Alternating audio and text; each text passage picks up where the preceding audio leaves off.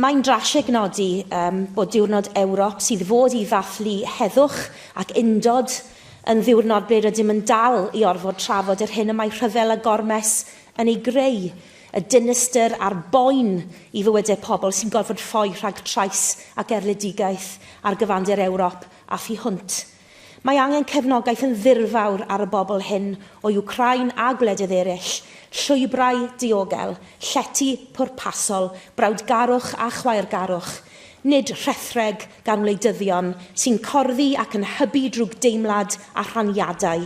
Mae Plaid Cymru yn rhoi ar gofnod ein condemniad o honiadau diweddar y Cywig Ceidwadwyr yma yng Nghymru ac yn San Steffan am geiswyr lloches a ffoaduriaid. A'r modd yma eu hawliau dynol yn cael eu tramgwyddo gan ddeddfwriaeth.